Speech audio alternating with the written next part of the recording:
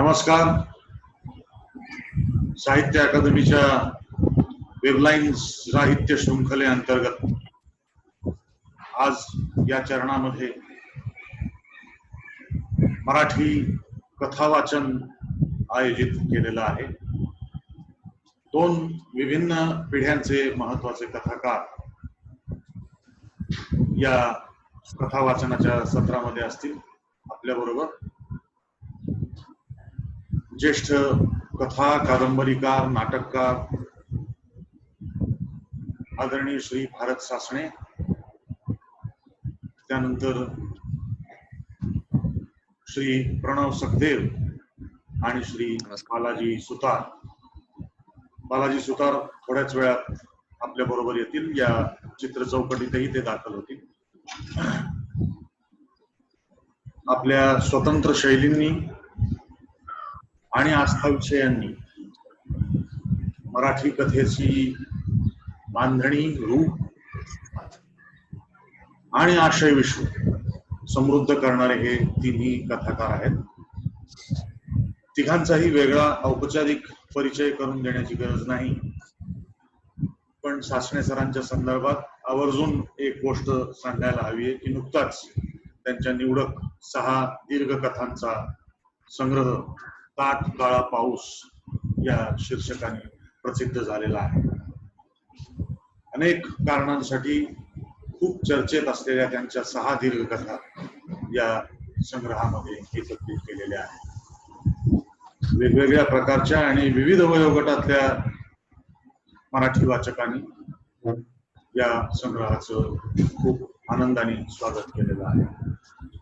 साहित्य अकादमीच्या वतीनं साहित्य वेबलाईन्स साहित्य शृंखले अंतर्गत या चरणात मी सासणे सरांचं मनपूर्वक स्वागत करतो आणि त्यांनी त्यांची एक कथा आपल्याला सादर करावी अशी श्री भारत सासणे सर. एक छोटीशी कथेचं नाव लहान होतो तेव्हाची गोष्ट.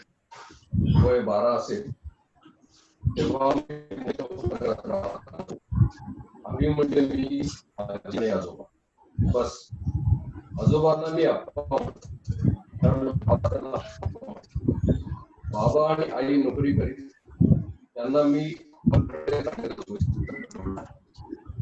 बाबा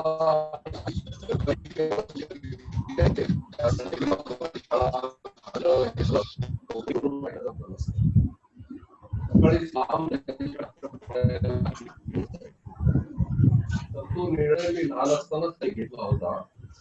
आप्पा आजीचा मला लढा लागल्यानंतर माझं तिथे राहणं आप्पा आजीला फार आवडायचं. हे नसतो तर त्यांनी आणि ते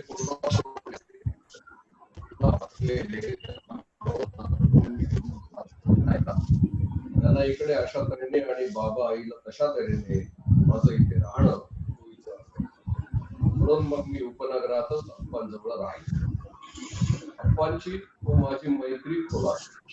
त्यांना काय हवं काय नको ते मला बरोबर कळायचं. एकतर मित्र जवळपास कुणी नसायचे. असलेच तर मला वेळ कुठे असायचा. संध्याकाळी किंवा त्यांच्या मित्र. त्यामुळे अप्पांचे मित्र माझेही मित्र झाले. ते सगळे त्यांची सगळी लहान सहान कामं मी करायचो.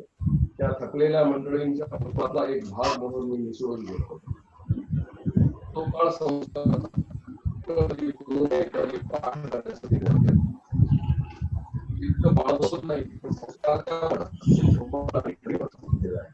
शाळेतून गंमत अशी झाली की खरं हे कधी कधी खोटही असतं आणि खोटं हे शकतं हे मला अकस्मात उमटून आलं त्या वयात.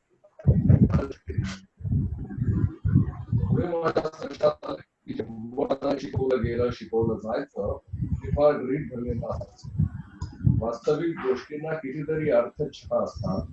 एखाद्या विशिष्ट परिस्थितीमध्ये आणि नंतर ते कोणी सांगत नाही. पण मला त्या प्रसंगातून पुढे फक्त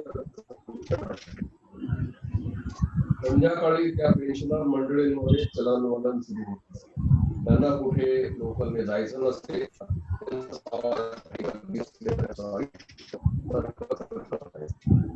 मी संध्याकाळी अप्पांचा हात धरून त्यांना खाली उतरून आणि मग आम्ही आजोबा यांच्याकडे जात असतो. तिथे धूम्रपान ते नेहमी देशपांडे आजोबा आलेले असायचे. त्यांचे मग बुद्धिबळ किंवा पत्ते सुरू व्हायचे, भांडणं वादही व्हायचे. मी मग पंचाचं काम करायचो. कधी कधी ते राजकारणामध्ये बोलायचे. दरम्यान मी गॅलरीत त्यांच्याकडे माझ्या बाळाचं कोणी नव्हतं. अप्पांचे हे तिन्ही मित्र वेगवेगळ्या वस्तीत राहतात. काही धूम्रपान काका गरीब होते, अगदी गजबजाटात आणि घाणेरड्या वस्तीत राहत. धूम्रपान काका ते माझा एक मुलगा होता, त्याचं नाव काका कधी त्याचं नाव आठवण काढली तसनुस हो शिव्या दे. तो मला मेला म्हणत त्या शंभूला संगत चांगली नव्हती म्हणे. हा पुण्याला होता, पण तो थोडा सुधारला. काकांकडे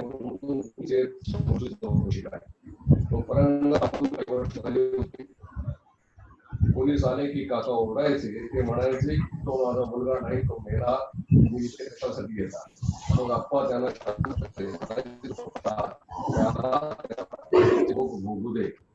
सारखा पोलीस मागे आणि हा पुढे असायचा. लोक मारायचे. काही किरकोळ गुन्हा करताना पकडला गेला तर त्याचे हात पाहिजे काही ते मला शंभूचं नाव निघालं की रडत. शंभूंना 6 महिन्यांनी किंवा वर्षभरानंतर सुद्धा औचित घरी यायचा माणूस आला. म्हणजे घरात यायचा नाही, बाहेरच राहायचा, भुटबळायचा.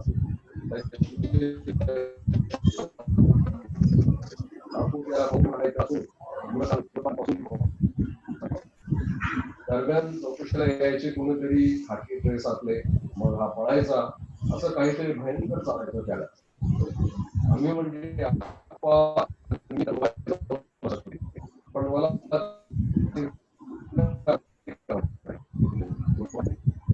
व्हायची, नारळ फोडण्याचं काम माझं असेल.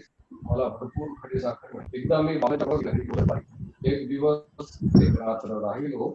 आई म्हणाली तुला मी तिकडे ठेवूनच वाढवत हे मला काही बरं वाटत नाही. पण रडले. मी म्हटलं तू येत जा भेटायला म्हणजे जा. ते नेहमी व्हायचं. बाबा मग गंभीर बसून राहायचे, आई रडायची. तर मी सोमवारी अलीकडे मी एकटाच यायला लागलो होतो लोकलने. जवळ तर होतं अंतर. घरी आलो तर आजी काळजी करत नसते. मी म्हटलं काय झालं. तेव्हा आप्पा म्हणाले मी आत्ताच परतलो बाहेरून, तर लक्षात आलं पोट विसरला. आता कसं होईल, राहिला. त्यांचं खरं होतं. आप्पांचा गरम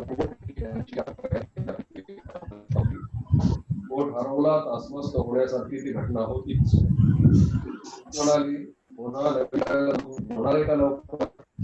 पुन्हा लक्ष्मणला सांगितलं तर तो तसं म्हणतो मुंबई असं म्हणतो. गरम कापड मुक्तपणे म्हटलं असेल का, असंच का घरी करता. तुम्ही कुठेतरी गेला सांगा, तिथं राहिलं का ते पाहून येतो.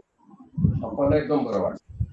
आणि त्या 10 रुपये आहे बाहेर पडायला लागल्या. कसं जाशील. मी म्हटलं जाईल. ते म्हणाले मी दातारांकडे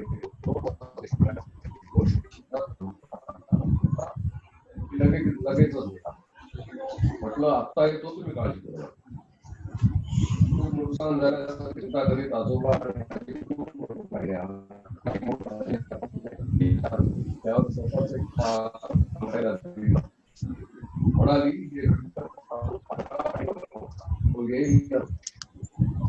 शाल वगैरे घ्यायची,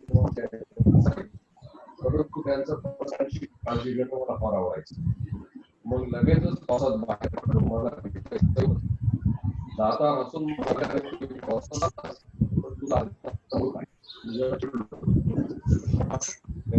म्हणाले आणि त्यांनी खूप एक्झिट घेतली पण मी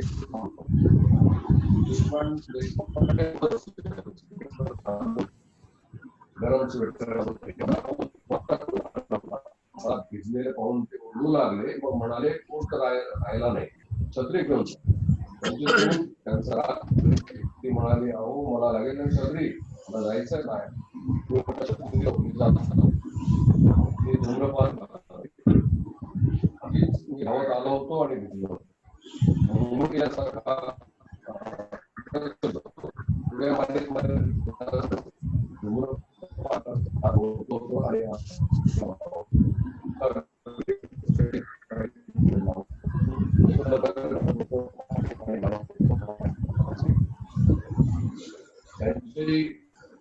गळत असावं कोण म्हणत होतं गिरगावात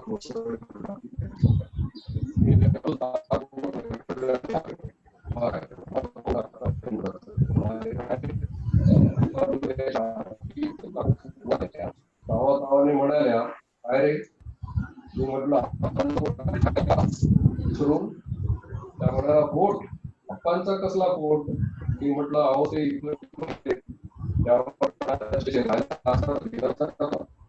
पावसात आल्यासाठी विश्वास नाही का आमच्यावर म्हटलं आपानी पाठवलं म्हणून आलो त्याला दुसरा पोट नाही आजी बघू लागलेली आहे त्या म्हणाला इथं राहिले मी परत आप्पांना मग फारच बोध पडला ते म्हणाले अरे मी कुठेही गेलो नाही बाबा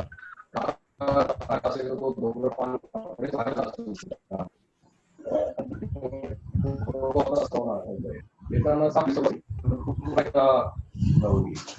म्हटलं ठीक आहे झालं यावेळेस शिवून घ्यायची त्यावर आमची नेहमी चर्चा करत असे मी पुन्हा काकांकडे गेलो तेव्हा अंधार पडायला लागला होता पाऊस कोसळायला लागला होता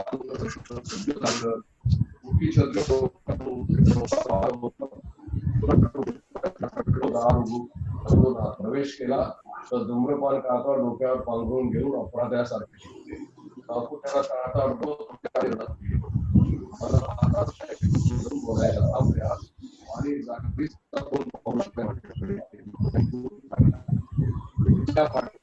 टेकून उभं राहत मी म्हटलं अप्पा म्हणताय त्यामुळे नाही राहिला मी काय भेटतोच नाही जाओ मला मोठं नवं वाटलं रागही आला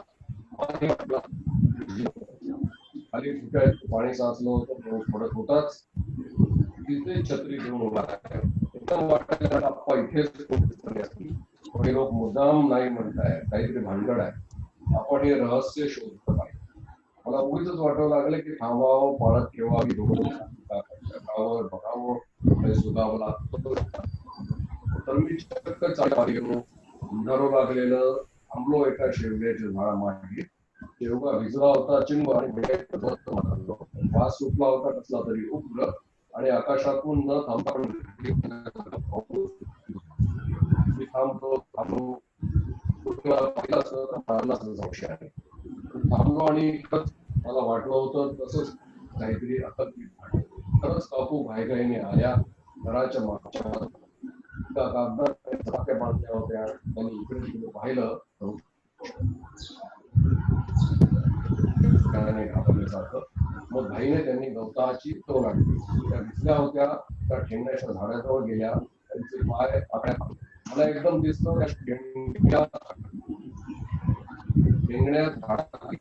एखाद्या जीर्ण जनावरासारखा मुटकुळ करून शंभू बसलेला आहे दोन्ही हात छातीशी धरून काकूंनी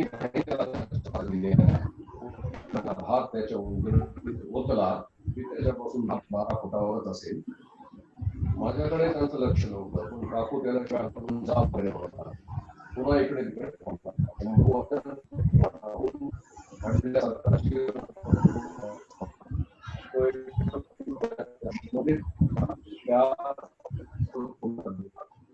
खाऊ लागलो मी भोवताली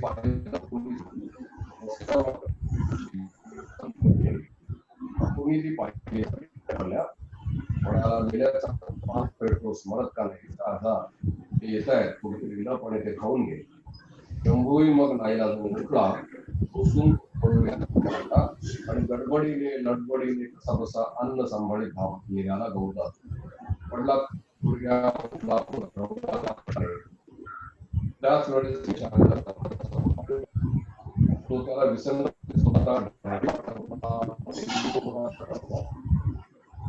त्याला त्या पावसापासून संरक्षण होतं. तो गरम कोट अंगाभोवती गुंडाळून शंभू पावसात धावला. पडताना सावला. मी थक्कही झालो आणि का कोण शोक आतून करून असे काही अनामिक स्वर उमटू लागले. डोळे पाणावले. काकूंचं मग एकदम माझ्याकडे लक्ष गेलं. मीही त्यांच्याकडे पाहत राहिलो. माझ्या लक्षात आलं, मला पाहून त्याला त्या आवाज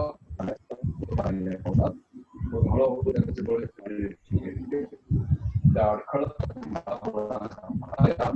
नाही राहिला आप्पांचा पोट. खरंच नाही राहिला. दुसरीकडे बघ जा. मीही म्हटलं हो नाही आप्पांचा. आणि मग मी परत बोट खूप नाराज झाले. चिंतेत पडले. ती खचून गेली. आपल्याला पोट नव्हता की म्हटलं मी बाबांना सांगतो शंभू बद्दल पोट राहिला होता पण राहिला एक वेगळी परिमिती मला उमटली होती. काही गोष्टी आपल्यालाच कळून येतात. त्या शेवटच्या दृष्टी पाहत असताना माझं मानसिक वय एकदम वाढलं ते वाढलं. त्या घटनेपुढे कुरकुरत का होईना आप्पांना नवा पोट शिरला. पुढे एका जरा मोठं झाल्यानंतर लोक जात होते. मी पाहिलं तर लांबवर रुळावर कुणीतरी मरून पडलं होतं. लोक आणि पोलीस जमा झाले होते. मी ओळखलो तो शंभूच असावा, कारण त्याच्या मी आप्पांना त्या पोटाची हकीकत सांगितली नाही. त्याची मला पुन्हा एकदा खंत वाटली नाही आणि आपण खोटं बोललो केलं असंही मला वाटलं नाही. काकू तर त्यानंतर माझ्यासमोर येतच नव्हत्या. मला समाधान वाटलं की शंभूवर पांघरून घातलं. त्यापेक्षा काय हवं. परिस्थितीनुसार त्या पोटाची किंमत वाढत गेली. तेव्हा पुढे तत्वज्ञानाचा सिद्धांत वाचला की दोन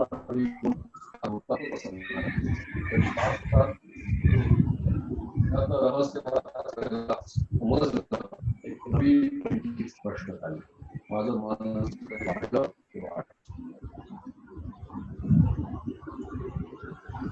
धन्यवाद सर.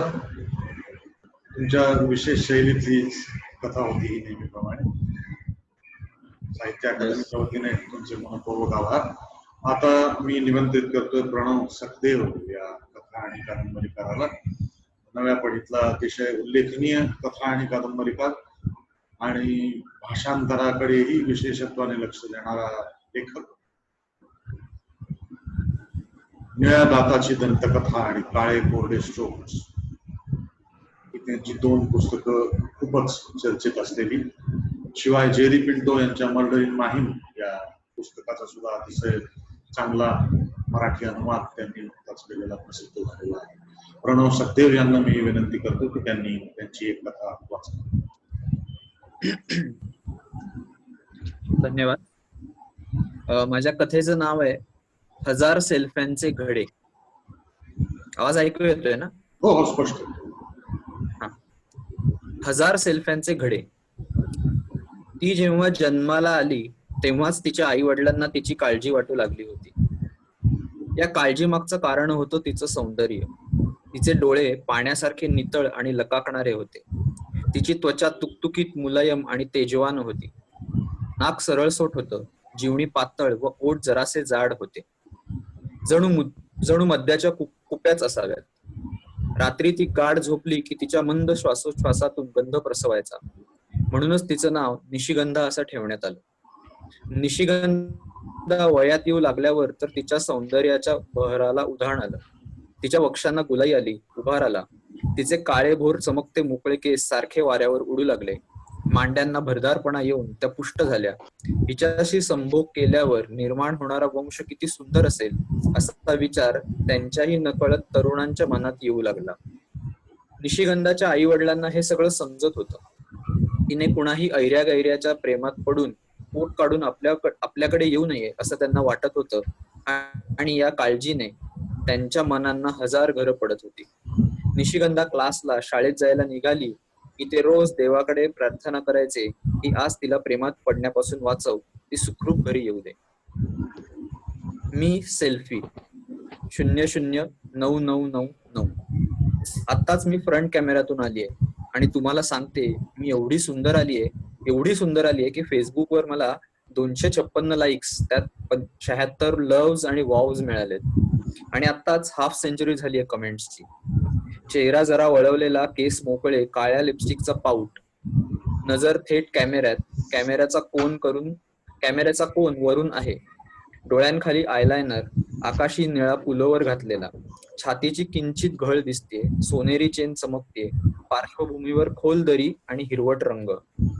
आणखी एक लव, रियानचं. काही लाईक्स, अंकुश, फरान, निमा आणि देवीचं.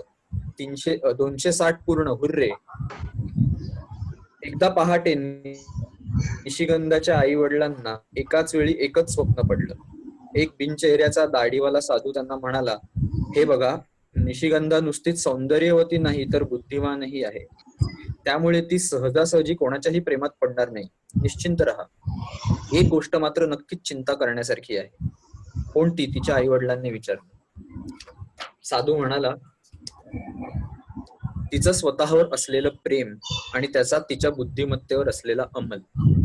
ती स्वतःच्या प्रेमात एवढी गुरफटलेली असते की आजूबाजूचं काही पाहूच शकत नाही.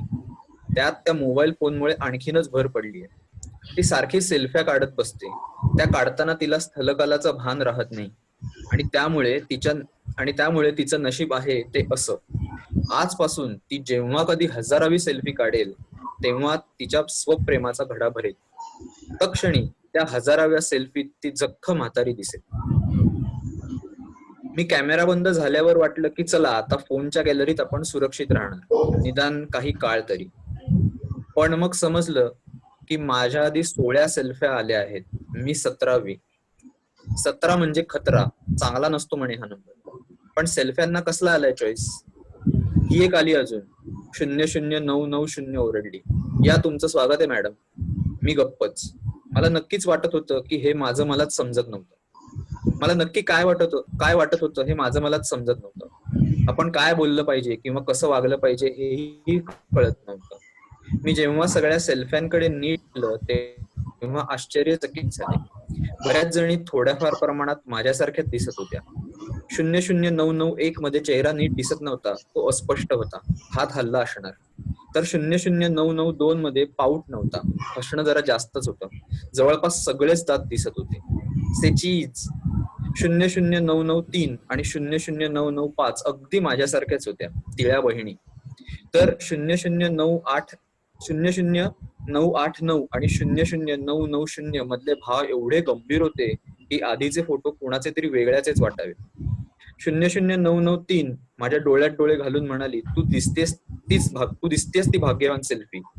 म्हणजे मी विचारलं, अगं बघ की तुझ्यानंतर आणखीन कुठे सेल्फी आल्या तिथे? याचा अर्थ तिचं समाधान झालेलं दिसतंय तुझ्यावर. ओ येस, काहीतरी बोलायचं म्हणून मी बोलले. अभिनंदन. 00994 पुटपुटली. तिचा आवाज कापत होता, ती घाबरली होती. आम्हाला किती मजा येत होती इथे, वाटलं ती तशीच येत राहिली यानंतर. पण आता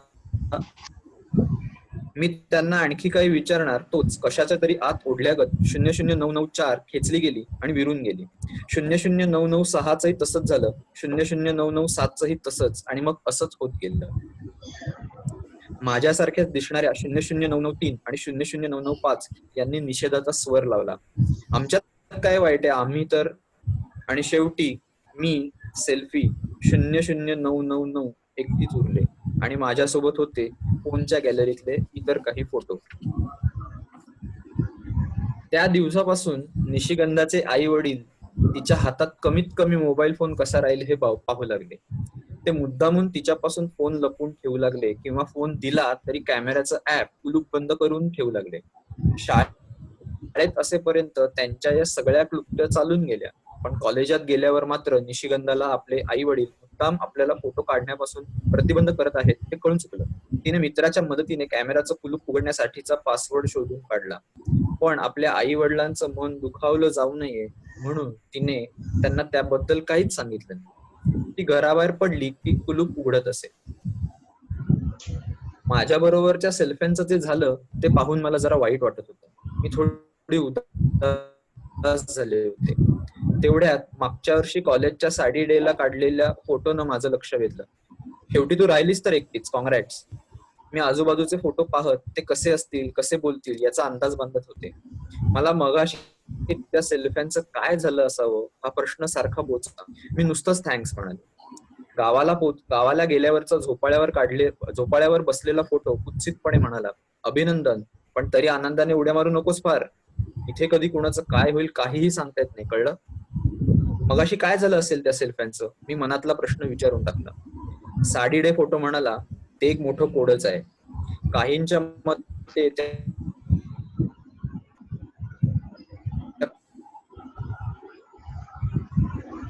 खूप मोठ्या पेनड्राईव्ह किंवा हार्ड डिस्क मध्ये जातात आणि मग त्यांचं काय होतं हे कुणालाच माहित नाही. काहींच्या मते एक फ्लॅश लाईट त्यांना खाऊन टाकतो आणि मग त्या कायमच्या जातातच. काहींचं मत जरा वेगळं आहे. त्यांचं म्हणणं आहे की फ्लॅशच्या झोताने खाल्ल्यानंतर पुन्हा वेगळ्या रूपात त्या इथे येतात, पुन्हा जातात, पुन्हा येतात. आता या सगळ्यातलं खरं काय हे कुणालाच नाही ठाऊक. मी नुसतीच मान हलवली. तोच आई वडिलांसोबतचा फोटो बोलू लागला, पण तुला कदाचित थोडं अधिक काळ राहता येऊ शकतं इथे, तुझं नशीब चांगलं असेल तर. कसं काय? आता माझंच बघ. शक्यतो मला अजून काही काळ तरी डिलीट केलं जाणार नाही किंवा आठवण म्हणून ठेवून दिलं जाईल कुठेतरी. हा, पण माझं नशीब तुझ्यासारखं असं वाटत तरी नाही का? तुझंही असू शकतं. समजा तू सोशल मीडियावर गेलीस तर निदान थोडा वेळ तरी तू अमर. फेसबुकचं ऍप उघडलं गेलं, झोपाळ्यावरचा फोटो मला, भारी आहे, मोठ्या जगात चाललीस तू, ऑल द बेस्ट. एका मागोमाग एक सरी येत होत्या. हवा ओलीगार झाली होती. निशिगंधाच्या कॉलेज ग्रुप पैकी सगळ्यांनाच क्लासमध्ये जायचा भयंकर कंटाळा आला होता. अचानक त्यांनी जवळच्याच गडावर जायचं ठरवलं. सगळ्यांनी आपल्या स्कूटर काढल्या आणि वेगाने कूच केलं. निशिगंधाने नित्य चेहरा, त्यामुळे अधिकच चमकणारे डोळे,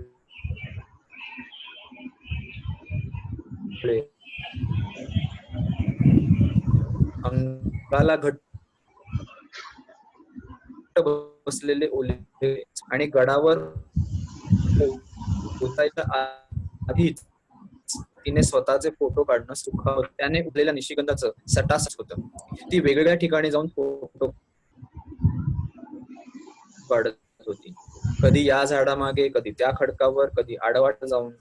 फोटो काढण्याच्या भरात तिच्याही नकळत ती आपल्या ग्रुप पासून कधी अलग आणि कोणत्या तरी वेगळ्याच वाटेला लागली हे तिचंच कळलं नाही. फ्लॅशलाईटच्या प्रकाशात आपण विरून जाणार.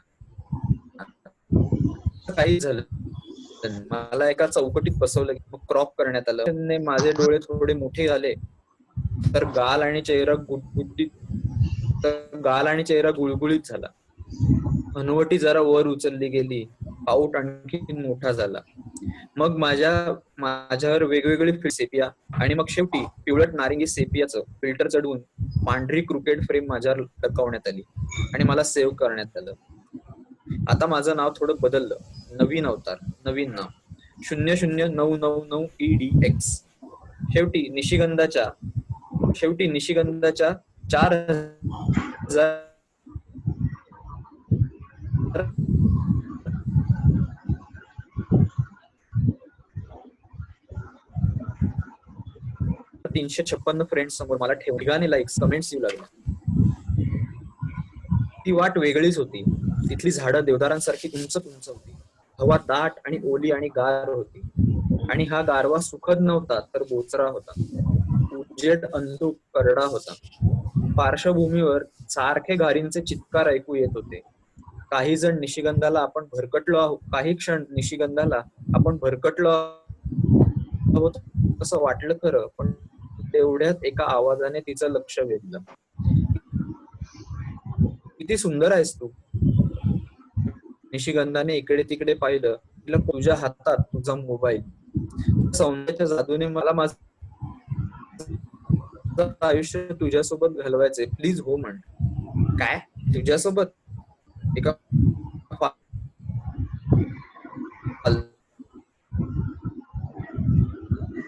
तू मोबाईल सोबत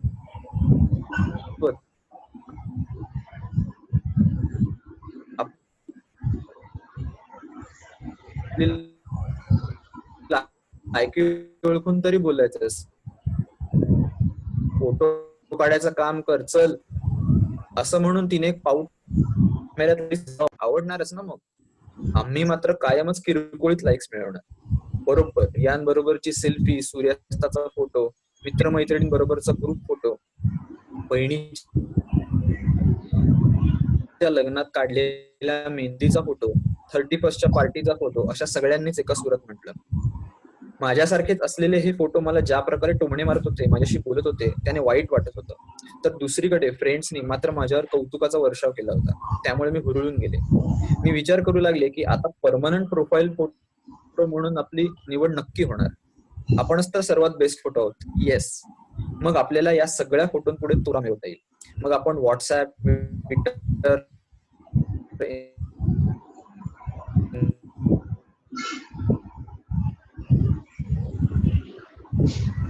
इंस्टाग्राम, स्नॅपचॅट वर जातो आणि मग खरोखरच प्रेम जन्मली नाहीयेस बरं का. वेगळी आहेस सगळ्यांपेक्षा. म्हणून तर आज इथे आहेस. कमॉन. भटकता भटकता निशिगंधा उंच उंच झाडांच्या मागे, उंच उंच झाडांना मागे टाकून एका पठारा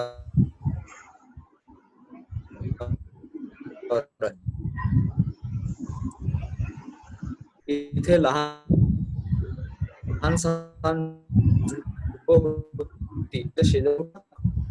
निशिगंधाला क्षणी आवडला.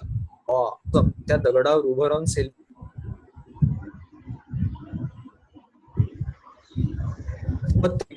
होता आणि तो आनंद होता.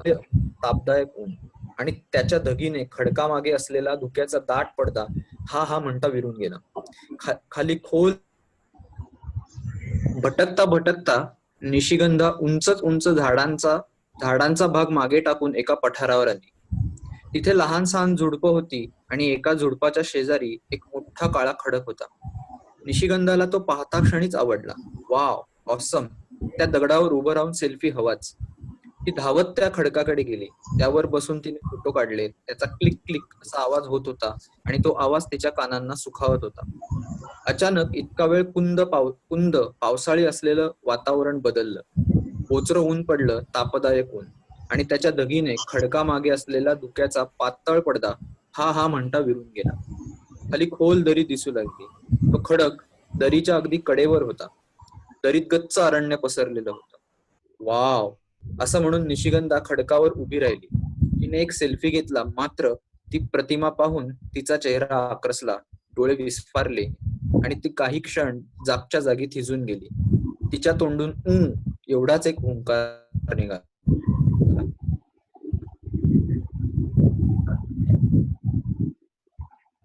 हाय.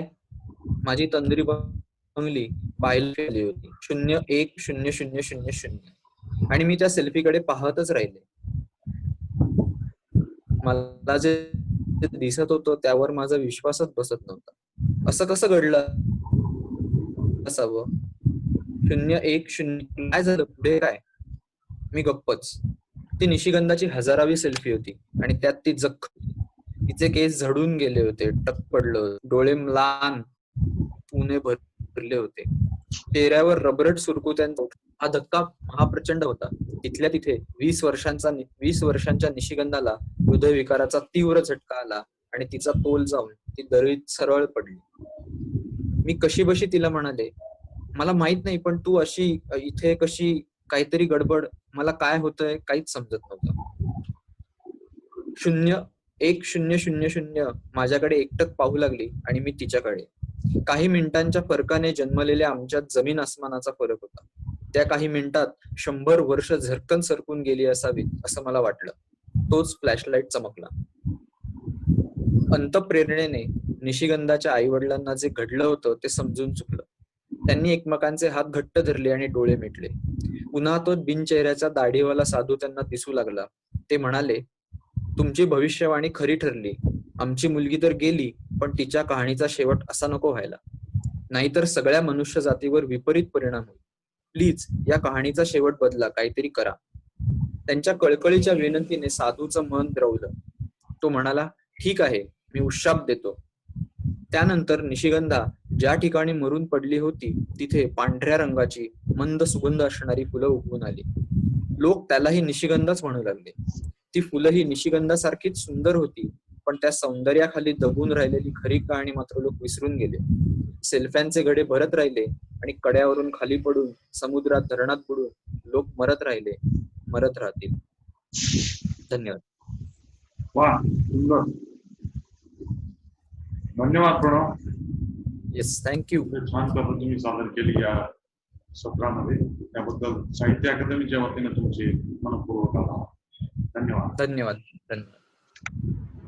आदरणीय श्री भारत सर, त्यानंतर श्री प्रणव सखदेव यांच्या कथा आपण या चरणात ऐकल्या.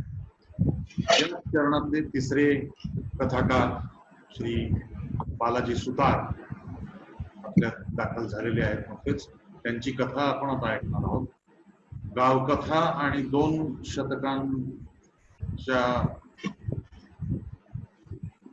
शतकांच्या संधी अस्वस्थ नोंदी असा त्यांचा एक कथासंग्रह नुकताच प्रसिद्ध झालेला आहे. गावकथा आणि हा कथासंग्रह यासाठी ते विशेष परिचित आहेत. याशिवाय कवी म्हणूनही स्वतंत्र ओळख आहे. मी श्री बालाजी सुतार यांना विनंती करतो की त्यांनी त्यांची कथा सादर करावी. बालाजी सुतार. कथा वाचनाच्या या चरणातले तिसरे कथाकार श्री बालाजी सुतार आपली कथा आता सादर करतायत. बालाजी सुतार त्यांच्या गावकथा आणि 2 शतकांच्या सांध्यावरच्या नोंदी या त्यांच्या पुस्तकामुळे तर परिचित आहेतच, पण सुतार यांची कवी म्हणूनही ओळख आहे.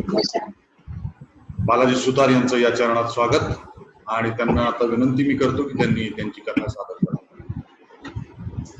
नमस्कार. संधी काळातले जगरी प्रकार शीर्षक आहे.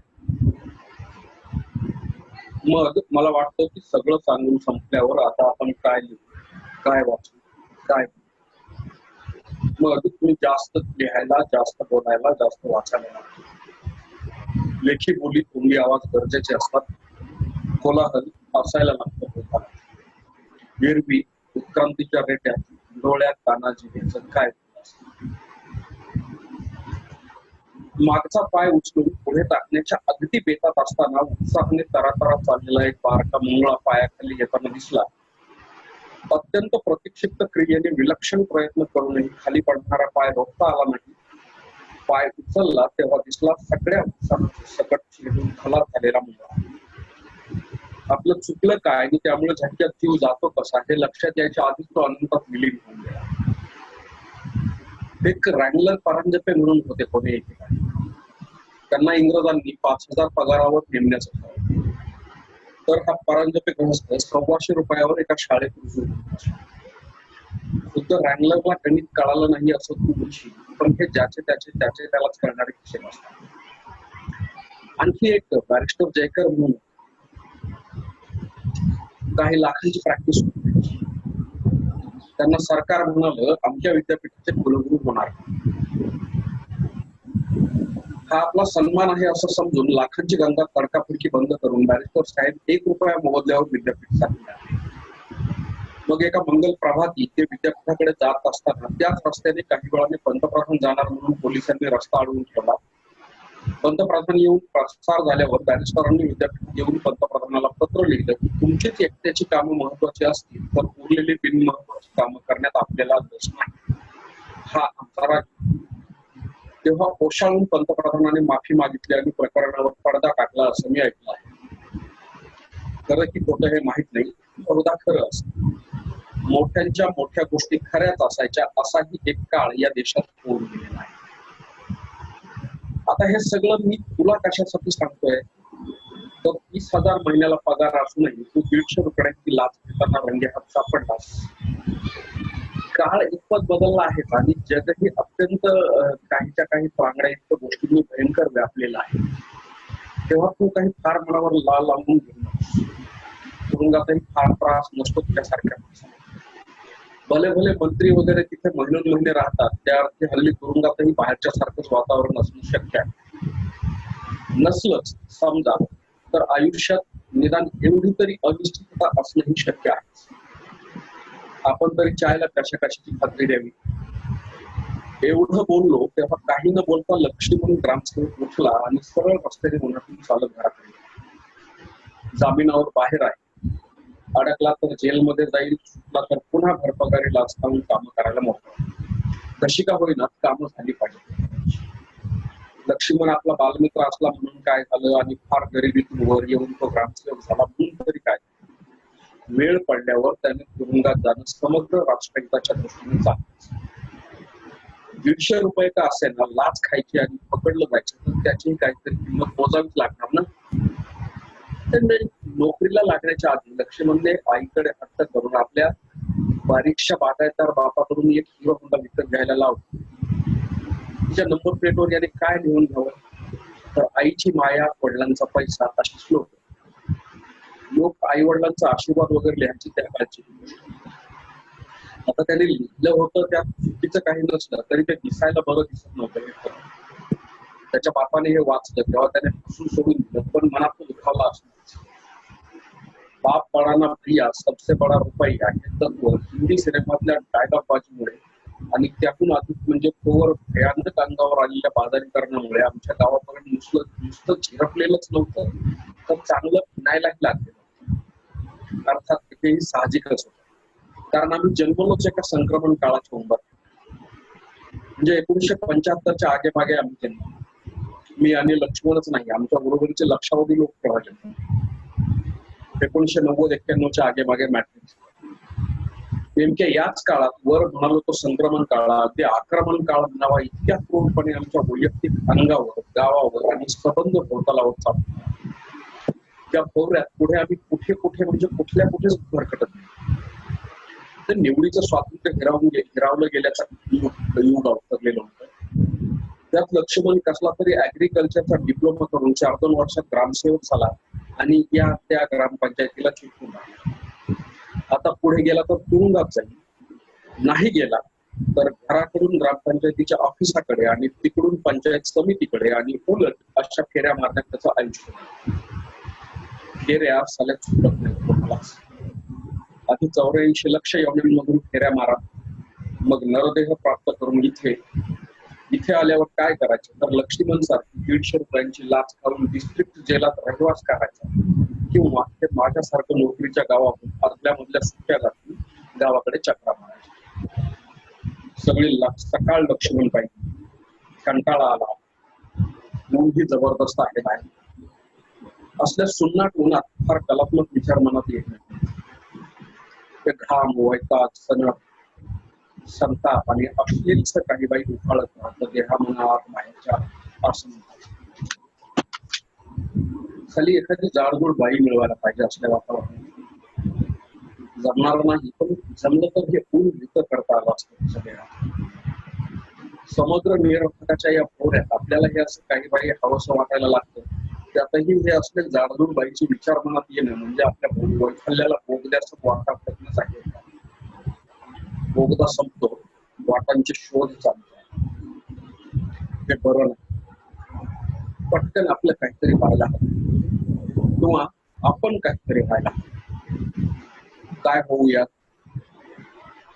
सुफी संत व्हावं किंवा जटाधारी होता, किंवा काहीच होऊ नये किंवा काहीच असू नये. नुसतं भिंतीला पाठ देऊन बसावं किंवा उन्हाला तोंड द्यावं सरळ सरळ.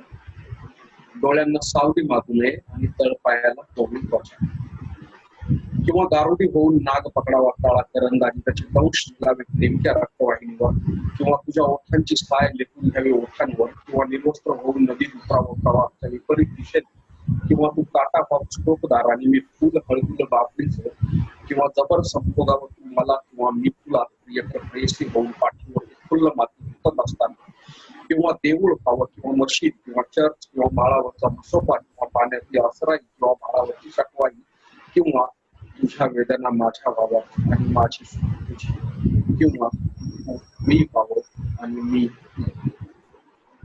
छे घेऊन हे चिंतन बाईवर असतात बरं नाही जहापणा कंटाळून उठलो गल्ल्यावर येऊन चहाचे पैसे चाले लक्षबंदी निदान एवढं बिल तरी भागवायला काय हरकत तासभर त्याचं रामायण ऐकून घेतल्यावर आणि अर्धा तासभर मी वर केलेला लोकवादी आध्यात्मिक उपदेश ऐकून घेतल्यावर हे 2 कप चहाचे 8 रुपये देऊन त्याला माझी रूम फेडता आले असते पण नाही मला आधीच सरकारी कर्मचारी त्यातून लाच घेताना सापडले त्याच्याजवळ त्याच्या स्वतःच्याच व्यवस्थानं जास्त असतात कडाकडा एक जांभळी दिली तेव्हा डोळ्यातून पाणी होतं पालथ्या मुठीने पुसून या उन्हातून चालून तिथे जावं अशा विचारात उभा राहिलो सरळ घराकडेच गेलो पण तेवढ्यात एक 12-13 वर्षांचं फक्त चड्डी घातलेलं उघडं पोर आपल्याच नादात रस्त्याने चाललेलं दिसलं त्याच्या डोक्यावर टॉवेल होता डोळ्यातल्या डोहात पोहून आलेलं मला एकाएकी पोहायची फार उघड आहे मग वेळ न घालवता सट्ट्याने पाय उचलून वरच्या वाटेने शिवारातून घुसलेला आहे रस्त्याने इकडे तिकडे निहाळत जवळच्या विहिरी धुंडाळत बराच लांब चालत जवळ मच्छींच्या माळा सणकून तापलेली दुपार आहे रस्त्याची आणि विजेच्या तारेवर उलट लटकून गेलेलं एक पाखरू आहे खाली ऐन खांबाशी बसलेला एक अगदी बारका पोरगा बहिरगोल भिंगराने सूर्य चिंटी पकडून एका कागदाच्या तुकड्याला पेटवण्याच्या प्रयत्न पलीकडे 2 म्हशी काही शिरडत जात नाही त्या पलीकडे बारीकशी खळ आहे दरीची त्याही पलीकडे काळ्या करड्या गवताळ टेकडीवर 12व्या शतकातलं एक उद्ध्वस्त लिहिलं दगडी बांधकाम तिथल्या महिरपी खांबाशी एक गुराखी पोरगा एका गुराखी गुरुची उत्तर चुंबन घेतो शेळीचं एक पिल्लू शक्ती होऊन हे प्रिया राहून पाहतो आहे आभाळात एकच ढग आहे मोठा त्याने सावली धरली आहे आपल्याजवळ कॅमेरा नाही हे बरंच आहे त्या माळा आभाळा चुंबना सकट आणि त्या शेळीच्या पिलाच्या डोळ्यातल्या आश्चर्या सकटचं हे विराट चित्र कॅमेऱ्यात मावणार नाही आपल्याकडे रंग आणि कुंचला नाही हेही बरंच आहे शब्द आहे मग मी तथास्तू म्हणालो नुसताच आणि त्यांच्या नजरेत न येता चोरट्यासारख्या हालचाली करत पार पलीकडे वळसा घेऊन दगड शैलू वाण्याच्या मळ्यात पहिल्यांदा त्याचं दांडग कुत्रत अंगावर आला आणि मग त्याचं वाण्याचा शंभुलिंग काय साहेब लय दिवसांनी गावात चक्कर शंभुलिंग मला ओळखून लय दिवसांनी कुठला गाव येतोयच वच्च इकडं शिवारात चक्कर नाही मारली हे खरं आहे पण गावात नाही येऊन कसं चाललं काय चाललंय तुझं आमचं काय चालणार गाड्या इकडं सालं घालण्यात गेलं चाललं काय मी फसल्यासारखं केलं काय विहिरीला पाणी बिणी आहे का जो नृत्य मारतो असलं पाहायचं म्हणता हाय की खरं म्हणजे आप्पा पहू देत नाही कोणाला पण खाना तुम्ही दोन्ही कोण नाही आता शंभूलिंग परवानगी देऊन आप्पा म्हणजे शैलूवाणी महापुरुष माता गावाच्या मध्यातून जाणारी एकच वाट मध्येच टाकून गावाचे 3 तुकडे करत 2 दिशांनी जाते त्या तीर्थात शैलूवाण्याचं दुकान आहे 4 खणी माळवर आणि पुढच्या बाजूला फळ्या समोर ओट्या कडेला नांदूर दुपारभर नांदुरकीची सावली असते म्हणून अनेक म्हातारे ओट्यावर येऊन निवांत गप्पा छाटत असतात त्यात ते बहुतेक जण शैलूचे दोस्तच असतात मधूनच झोपतात मधूनच जागे होतात सय येईल तसा खमिशाचा खिसा चालतात आणि मग शैलू पडून रुपया 2 रुपयांच्या बिड्या घेतात त्यात एक बिडी निवडून तिची दोन्ही टोकं आळीपाळीने तोंडात घालून तिच्यात कुकर मारतात मग खाड्याच्या डबीसाठी शैलूकडे हात असतात डबी देण्यासाठी शैलू स्वतः त्याच्याकडे हात डबी देण्याऐवजी शैलू स्वतः त्याच्याकडे हात करून ती बिडी स्वतःकडे घेतो स्वतः बिडीच्या दोन्ही टोकांकडून कुकर मारतो लाकडी फळ्यांच्या खणातून काड्याची पेटी काढतो आणि बिडी घेतो कचकचून एक दम मारतो आणि बिडी ज्याची त्याला सुटतो शैलूला बिडीचं व्यसन नाही एक काडी फुकट द्यावी लागते तिची भरपाई तो स्वतः बिडी पेटून दम मारून तंबाखूची पुडी घेणाऱ्याला चुन्याची डबी देतानाही तो स्वतःसाठी एक बार शैलू अस्सल व्यापारी आहे तो दोस्तीत सुद्धा विडीवर काडी नंतर मी गळ्यातला गमजा काढून ठेवला, कपडे काढले आणि 4 पायऱ्या उतरून पाण्यात उतरा मारला. उसळलेल्या पाण्यातून मुंडी वर काढून पोहत पोहत कडेला गेलो. मग कडेने पोहत एक राऊंड मारला स्पंदनला. एकदा पुढे घेऊन श्वास कोंडून जितकं जास्त राहता येईल तितकं जास्त आणि तेवढं खोल पाण्याखाली गेलो. कोंडलेल्या श्वासाने जबर पाणी गेल्यावर मग पुन्हा उसळी मारून वर आलो. धपा टाकत 4 पायऱ्या चढून अजून एक उडी मारायच्या बेताकच होतो तेवढ्या दूरवर पायरून एकतर कोरडा आहे. पटापट पायऱ्या चढून वर आलो. गमजाने अंग पुसत आवाजाच्या दिशेने नजर केली.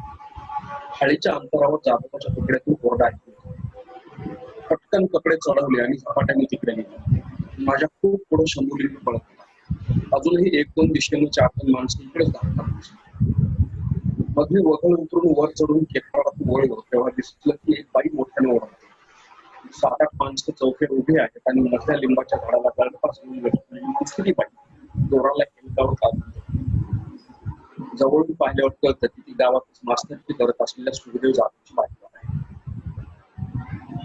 सकाळी सुखदेव शाळेला गेला तेव्हा ठणठणीत जिवंत असलेली ती त्याची बायको बरी फासात अचेतन लटकत होती आणि संध्याकाळी प्रेताची फडकून रात्री राग नदीच्या काठावर. तिने जीव का दिला असेल याबाबत काही चर्चा सुद्धा करायची गरज नाही. तिला सलग 2 पोरी झाली. त्यानंतर 2 वेळी गर्भलिंग तपासून पुढच्या पोरी गर्भातच मारले. आता ही ती गरोदर होती. सालीला नुसत्या पोरीच कशा होतात असं म्हणून सुखदेव मास्तर रोज शाळेतून माघारा आला की रात्री तिला बडवायचा. चापटा थपडा, कधी कमरेत लाथा, कधी खेटराने, कधी लाकडाने, बेफाम छोड. सुखदेव इतर मास्तर होता पण पोरं कशी होतात याबद्दल त्याला काहीच विचार नाही.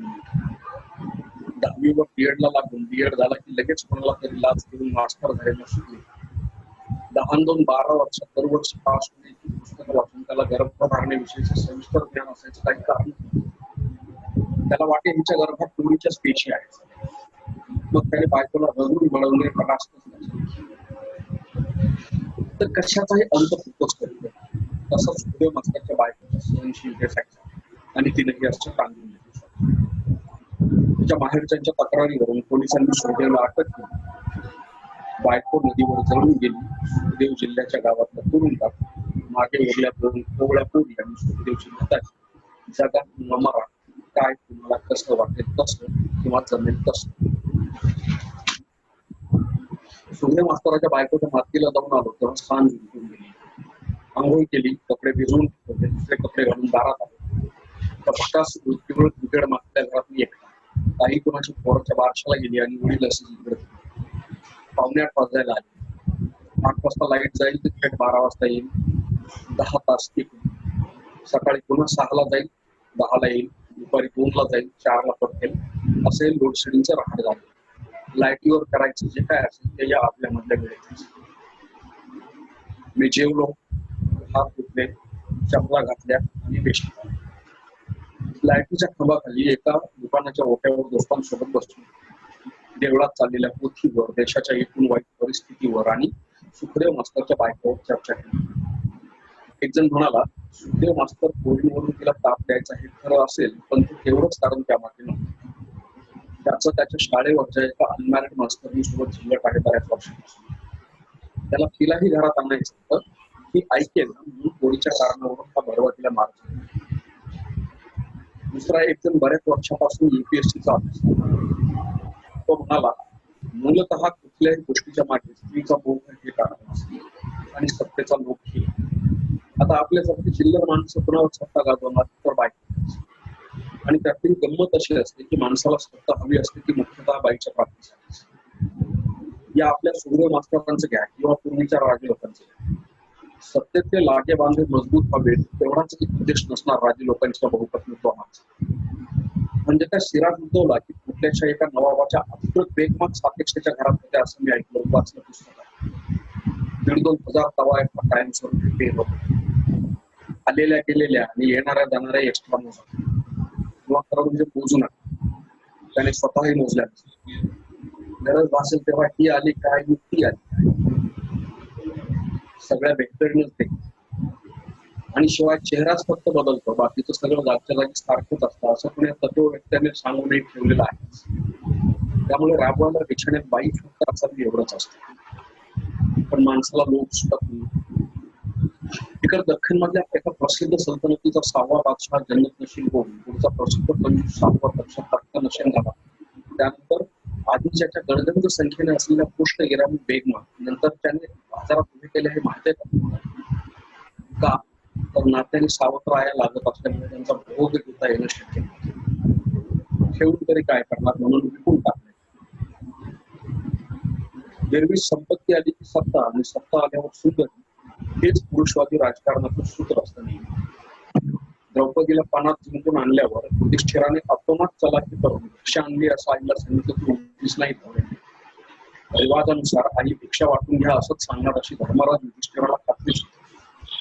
घेणं न देणं आणि कंदील लावून येणं अशासारखी गत सहन करावी लागली असणार होतं. त्यात चांदी झाली सगळ्याच नावाची. म्हणजे धर्माला सुद्धा अंतिमतः काय हवं असतं तर पाहिजे. लोकशाही वगैरे नाटकं आपण बेफाम रंगवतो त्यावर जाऊ नका. याच व्यवस्थेत चौफुला फुलून आला आणि सत्तरीच्या पुढाऱ्यांना ऐन सत्ताविषयी वाक्यावर असलेली नवी वाईट करावी वाटली, परवडली आणि पटली. हे आजची उदाहरण आहे. म्हणजे सारांश असा की सत्तेचं पावित्र्य आणि जननी जन्मभूमीच्या स्वर्गादपी घरी असली वगैरे दांभिक भाषा आपण फुकट शोधलो पिढ्यानपिढ्यांचं मूल्य म्हणून सांगत आहोत. हे आपल्या मानवी वंशात पिढ्यानपिढ्या साठून राहिलेल्या निष्कलंक फौजवीचे एक अप्रतिम लेखन निदर्शक आहे. बस बापरे, इथून कुठल्या कुठे जातात ही UPSC करणारी. आणि तरी हे लोक पास होतच नाही. म्हणजे पास होणारी पोरं काय तयारीची असतील. ते घनचक्कर चालू असताना एक जण झुलत झुलत आला. एकच एकर जमीन आहे, कशी काशी करावी गरिबांना सांगा. त्याची 4-2 एकर बागायतीनं करतो. त्याची मोठ त्याची जुळवाजुळव करतो तर लाईट आहे. काय करावं सांगा. देशीचा वास फार दरवळायला लागला म्हणून गोष्टी म्हणाले लय टाइम झाला गाड्या, चला आता हा गाड्या खा. उठता उठता म्हणालो एकच एकर आहे म्हणजे तुझे ऐकून घ्यायला पाहिजे, पण घ्यायला ऐकावं तरी कोणाचं आणि कोणाचं. मग उठून UPSC करणाऱ्या दोस्तासोबत 2 सिगरेटी घेऊन शाळेतला अंधार गाठला. तिथं पुन्हा गावातल्या भाकर राजकारणावर चर्चा केली आणि हे गाव कधी म्हणजे कधी सुधारणार नाही अशा निष्कर्षावर येऊन घर गाठले. बऱ्याच उशिराने घरी आलो, झोपलो. एक दिवस सरला, तर कुठल्याही दिवसाचा ख्वाबगाह से बाहर आकर निहार लिया को, क्या कड़ी धूप सिलाई है तुमने मेरे मौला मेरे जिस्म. हात ताणून पाय टाक करून एक कडकडीत जांभई द्यावी तर साली ही कडकडीत स्टुल मागं पाठायची. कसली स्टुल मांडले असतील तर चल सोड हरभा 2 चहा दे बनवून कडक 4 मध्ये कडक डबल पत्ती डबल बिल्स फेकना इधर एक डाऊट आहे और काड्या की सुखदेवची बायको मरून गेली हे चांगलंच. केवढं हाणायचं तिकडं देतो काय मला तू बेने स्टार्ट टू फिनिश. तो मैं क्या बोल रहा हूँ कि लीडर असता तो ऐसे रहते हैं, उसके बाद कुछ नहीं लगना रहा सरपंच तो उसके घर. आता बघ कसा रिमांड मारून घेतो एक नाही घेईन ना तो त्याच्या बाबत. हा तिचा नाच सोडून दिलास तेच बरं. रात गई बात गई. काय फक and forget is the best policy. सच्ची बात. ऐशा भानगडी में बहुत हात बोलेले हैं. उसकी माफी जाके अबे तिकडं तिकडं मारून राहिला तू टायगर. आईला खूप कुठं आणि तो हा टायगर कुठं. हा तो लाख पते की एक ही बात बोलता क्या आदमी ने औकात में रहना आपल्या विषय घेतली बघ कोई तिच्या मारी तिच्या हो. सर एक कष्ट मला द्या निघतो राव मी आता. झाकड पडली धारा काढायच्या बाजून वावरात जाऊन म्हातारा गांगडले जरा ताप चलो जाऊन बिल्स लिखाण खाते नाही. कॅरमचा डाव मोडून निघालो तेव्हा हवेतल्या उदास गारव्यानं पंकशी झडीचं वातावरण आहे 4-5 दिवसांपासून. ती झड लागत नाही, किंचित भुरभुर चालते.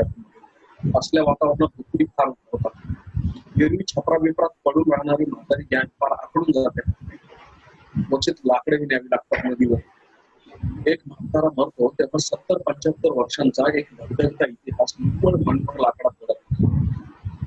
अविश्रांत धडपडीचा, संथ आळशीपणाचा, नेमस्त सत्शील चालीचा, बेरक्या एरसाल आडवाटेचा, माये आशीर्वादाचा, शिव्या शापाचा, वत्सल लंपट नजरेचा, पारावरच्या गप्पांचा, देवळातल्या नमस्काराचा, वावरातल्या बाजारातल्या वावराचा, कुस्त्या तमाशाच्या नादाचा, फिरत्या कष्टाळू हाताचा, दिल्या शब्दाला जागण्याचा, पुन्हा पाचवी अब्दुल्ला पट्टा लागण्याचा आणि आणखी अशा असंख्य कशापशाचा इतिहास. आप मेला, जग बुडाले, अब्रू जाते आणि वाचतो. ते छडगं लागल्यावर छेनूवाण्याच्या दुकानातल्या छपरात धाबळ पांगून बिडी ओढत किंवा तंबाखू चोळत बसलेल्या म्हाताऱ्यांच्या गप्पा ऐकाव्या. त्यांच्या हयातीच्या 50-100 वर्षात मरून गेलेल्या कोणाकोणाच्या चविष्ट गोष्टी एकमेकांना सांगत असतात.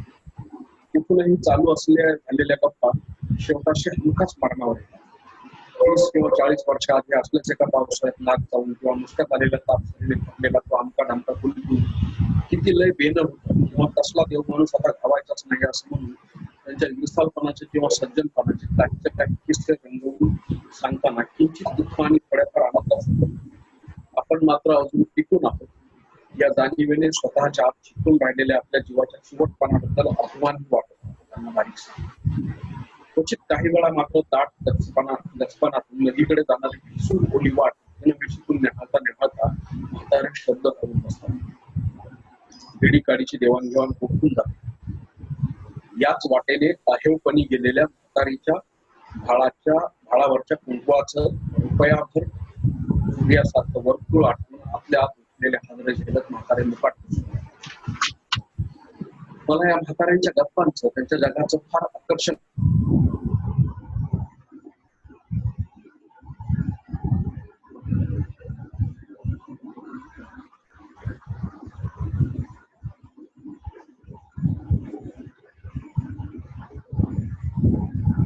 नाही सामान्यपणे असं आपल्याला पाहायचं असतं कोणीतरी आणि आपण निष्कारणच बनवणारा एक त्यातलंच आता हे या झडक्यातून झडक्याचं असं आणि कोरड्या दुष्काळाची तर बातच नाही. आता 4 महिने आधी मार्च महिन्यात आमचे दादा म्हणाले गड्या विहीर सोडून घेऊन शेतात आणला, पाण्याशिवाय काय खरं नाही वावरत. मलाही वाटलं ठीक आहे, चाल पाणी पाहिजे वावरात तरच वावर सावाच नाहीतर विधवेच्या कपाळाची रय असते 12 मास. जुळाजुळव केली आणि दास्तूनवाला पाकिस्तानी ठाकूर बोलावला. पिढी मागील कोरड्या पडलेल्या विहिरीच्या तळातल्या खडकात पोटे लावणे आणि आवाज केला. प्लास्टिकच्या आवाजाने पाफळ ढुळलं, बापूळ हेलकावली, खोपा हादरला, पाखरू गिरगरलं, पाषाणाला पाझर फुटला नाही. ट्रॅक्टरवाल्या राजस्थानाने मोठा मोजून घेतल्या आणि गडद घनदाट विषयांच्या आतून एककडे पिढी शिल्का उलटून निघून गेला. जाताना त्याच्या ट्रॅक्टरवरच्या भंड्यातून परदेशी परदेशी जाना नाही हे अश्लील आवाजातलं गाणं मोठं वाटतं. पुढची गोष्ट मी सांगणार नाही, या आधीची नाही. गोष्टी सांगणे व्यर्थ असतं, पण तरीही एक वेगळी गोष्ट असते. तिकडे कुठल्याशा गावातला कुणी एक दुबळा वावर असण्यासाठी कर्ज मागायला म्हणून बायकोसह बँकेत गेला. तिथल्या मॅनेजरने त्याचा अर्ज खाटा भरून घेतला. मग 4-8 वेळा चक्रा मारायला लावून बेजार केल्यावर एका दिवशी सुनसान वेळी त्या पुन्हा एकाच्या बायकोला परस्पर बँकेत बोलावून त्याने तिच्याकडे एक मागणी केली. एकदम सुटू दे मग कर्ज मंजूर कर. पुन्हा एकाच्या बायकोने ते बोलणं कानावर टाकून आणि निघून बसलो. अत्यंत गरजेपोटी भले भले निघून बसतो. तर पुन्हा एकाच्या बायकोची काय काय ती गप्प बसल्यावर मॅनेजरची भीड अजूनच केली. एका दिवशी अनावर होऊन त्याने थेट शिपायाकडे तिला निरोप पाठवून आज झोपायला येच असं लाडी टाकलं. पुन्हा एकाची बायको वाईट काढली आणि नवऱ्याला खूप पोलीस आली. मग बरीच बोंबाबोंब होऊन मॅनेजरला पोलिसांनी पकडून घेतलं. ती अर्थात पेपरात आली बातमी. हे काही आमच्या गावातलं नाही, पण याची चर्चा गावात चाललेली असताना घराच्या ओट्यावर बाजीवर पाहून गेल्या 86 वर्षाच्या बाजी नानांनी रझाकारांच्या बाऱ्यातली एक गोष्ट बरीच दमादमाने आणि भयानक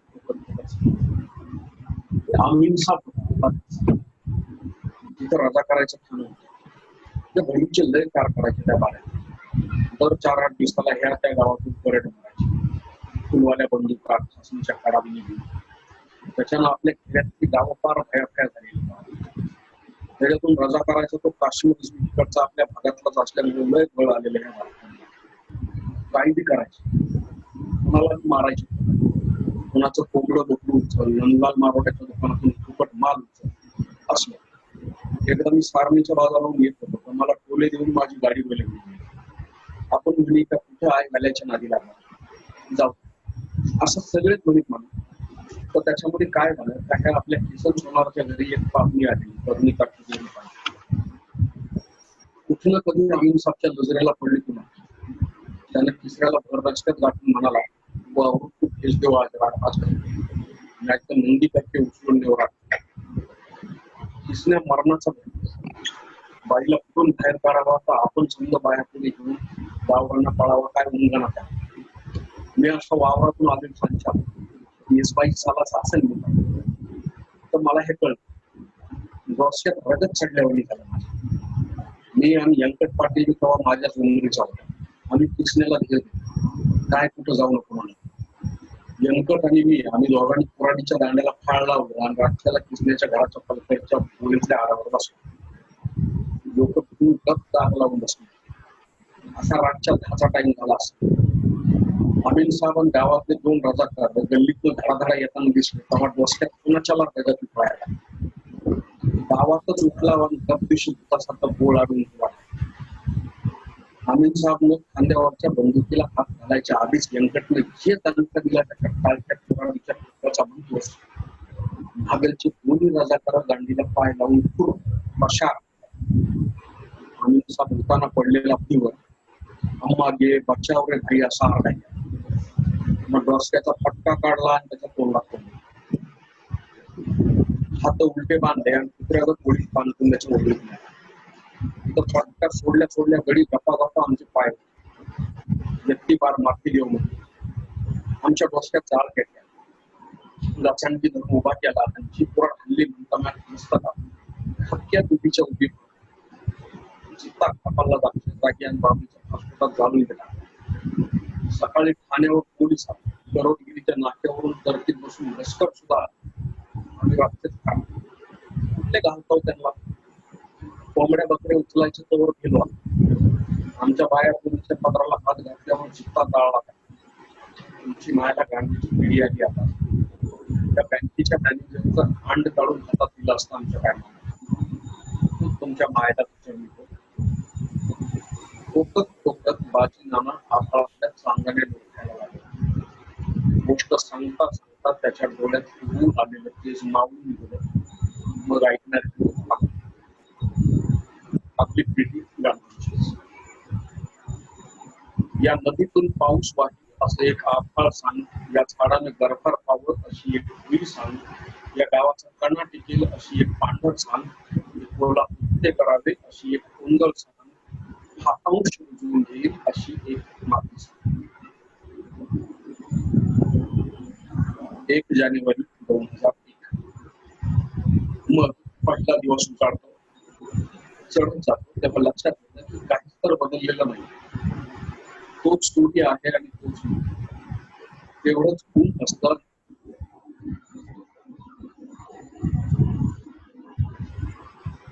गाणं म्हणत जगणं त्यांना शक्य असेल ते कसे जगत असतातच. रडगाणं म्हणायची कोणाला हौस असते असं थोडंच आहे. पण या वाटांवरून चालणं दिवसेंदिवस जास्त त्रासदायक होत चाललं आहे. मग कायम करुणाष्टकांनी व्यापून गेलेलं असतं ते कसल्या अस्फुट अव्यक्त कणवेमुळे. तेव्हाचे सूर्य जास्त उबदार होते आणि तेव्हाच्या रात्री जास्त उजळ. तेव्हाच्या पावसात ओल असायची आणि तेव्हाच्या थंडीत चैतन्य. आज या नव्या शतकाच्या पहिल्या दिवसाच्या बांधावरून पुढे पाऊल टाकताना हा रटरकाटता होते.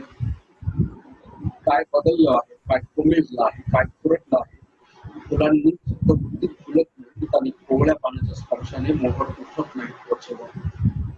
पावशी शतक ही भयान आहे. वा वा, अतिशय चांगली कथा तुम्ही चॅनलमध्ये. बालाजी धन्यवाद. साहित्य अकादमीच्या वतीने या सत्रामधल्या 3ही कथाकारांचे मी मनपूर्वक आभार मानतो. श्री भरत सासणेजी, प्रणव सखदेव आणि बालाजी सुद्धा या तिघांनीही आपल्याला वेळ दिला आणि आपल्या उत्कृष्ट कथा या सत्रात सादर केल्याबद्दल साहित्य अकादमीच्या वतीने त्यांचे आभार. धन्यवाद.